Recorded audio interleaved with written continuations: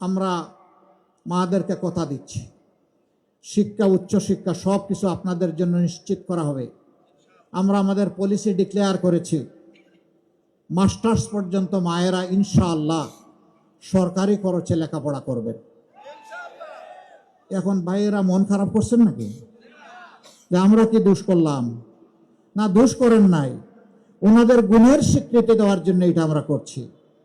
আচ্ছা, কেউ কি হাত তুলবেন যে এইখানে আপনার এই বয়সে আপনি আপনার গর্বে একটা বাচ্চা ধারণ করেছেন, এইরকম কেউ আছেন? নবডি, কেউ নাই। অসম্ভব, পুরুষ তার গর্বে বাচ্চা ধারণ করতে পারবে না। আচ্ছা, বেবিটা জন্ম নিয়েছে, তারপরে বুকের দুধ, নিজের বুকের দুধ কেউ খাইয়েছেন, এরকম কোন পুরুষ এখানে আছেন? নাই।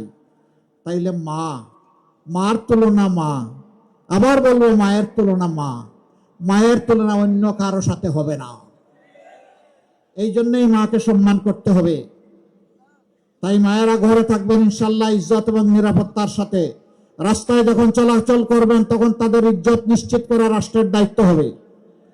আর যখন তারা কর্মস্থলে যাবেন তখন তারা ওই ডিগনিটি এন্ড সিকিউরিটি, সম্মান আর নিরাপত্তার সাথে তারা ইনশাল্লাহ কাজ করবেন। সেদিন মাও গর্ব করে বলবেন, আমিও বাংলাদেশ। এই বাংলাদেশটাই চেয়েছিলাম। এই বাংলাদেশ কায়েম না হওয়া পর্যন্ত আমাদের লড়াই অব্যাহত থাকবে ইনশাআল্লাহ।